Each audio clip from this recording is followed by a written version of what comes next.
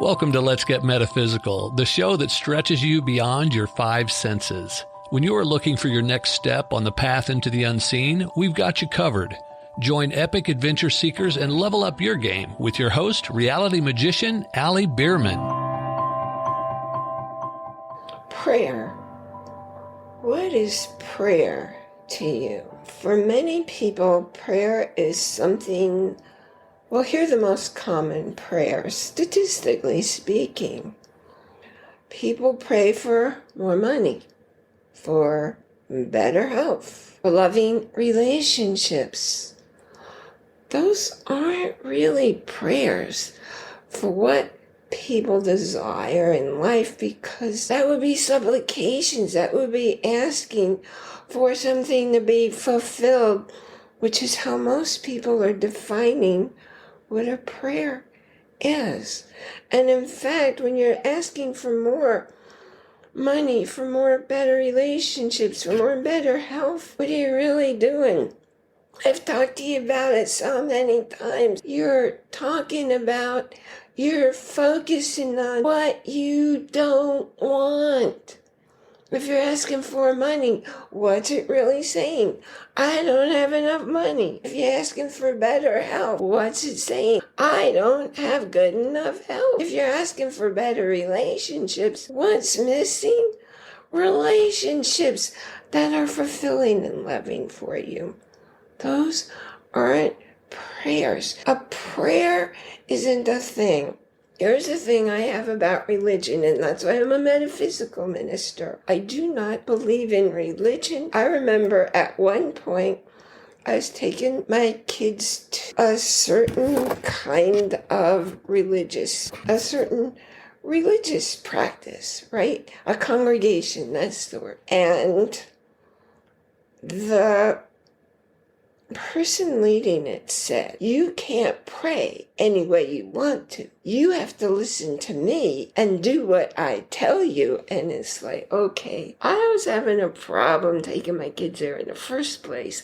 And that just put me over the edge. How could anybody believe they have the answer? They know the right way.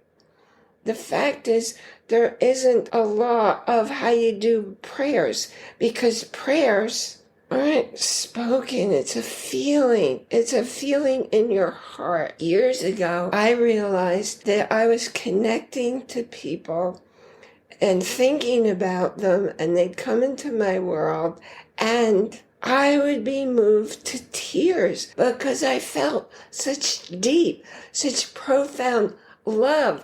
I felt that. For many, many years, if an ambulance goes down the road, I send love to the person who's needing the care. I send love to the providers, to the technicians, to the doctors, to the paramedics.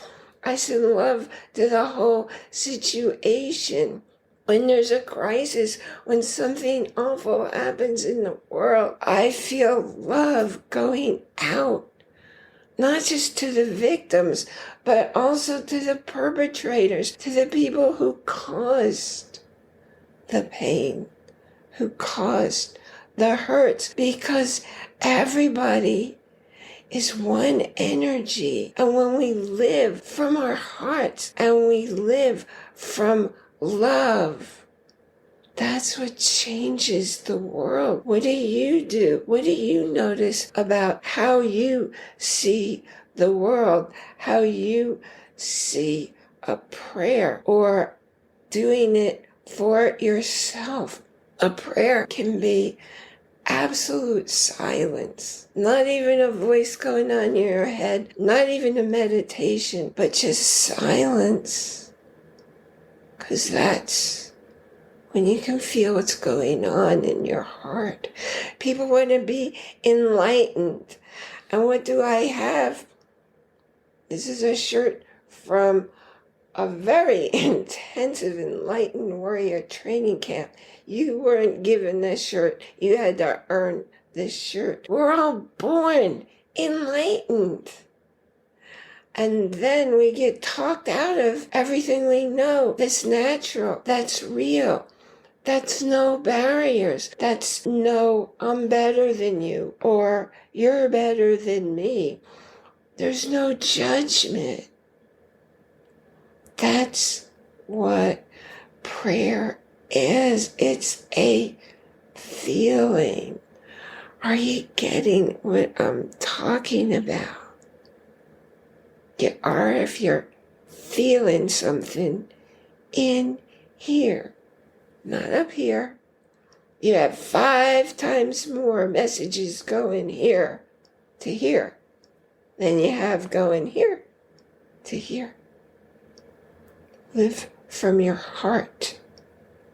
You can live your life in a state of prayer. For a long time, I thought, why are people living on mountaintops like in Tibet? Hard to access places. The monks, the young monks and nuns, they're actually practicing love. They're practicing real prayer. How are you practicing prayer? Is somebody telling you what to say? Is somebody telling you how to say it? Or is it something you just feel and just know? Thank you for joining me here today for Let's Get Metaphysical, Connecting Heart and Mind. Remember to join our Facebook group. Ask questions. Tell me what you want to know about. Tell me who you are. I like to know who's watching the videos, who's listening to the audios for our show. You'll find the link in the show notes for joining the Facebook group. You'll find the link in the show notes for finding a webpage where you can watch or listen to any of our more than 100 episodes. Life is what you make of it. It's how you live it and where you come from and how you participate in the oneness. There's only one energy. Everything in the world, in the whole cosmos, is one single energy. And when you hear the term all is one, it's because we really are connected.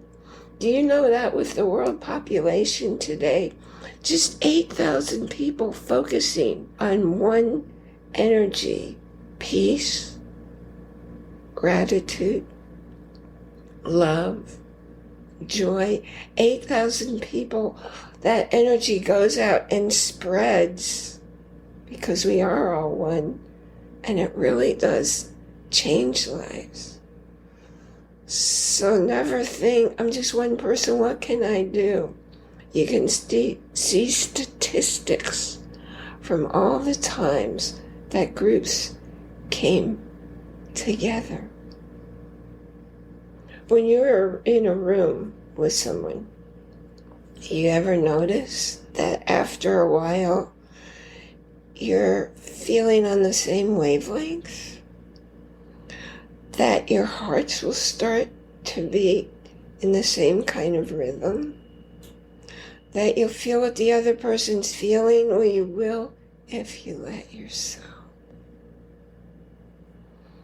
A really good way to learn all this stuff is anything by Deepak Chopra and The Isaiah Effect by Greg Braden, who comes from the world of science and puts together science and religion. So those of you who like religion, organized religion, full of ritual, full of being told what to do, you'll find his explanations for those things. Maybe that's what you're interested in. You are in control of you. Other people will send energy to control you only when you allow it. When you're coming from your heart, there's such a big field of love and joy going out there. Nothing's going to be able to break through it. remember that you can pick up a copy of the audiobook of your choice over on Audible with a free 30-day trial, where you can see all the magnificent stuff in there, and you have 30 whole days to listen to your book to explore.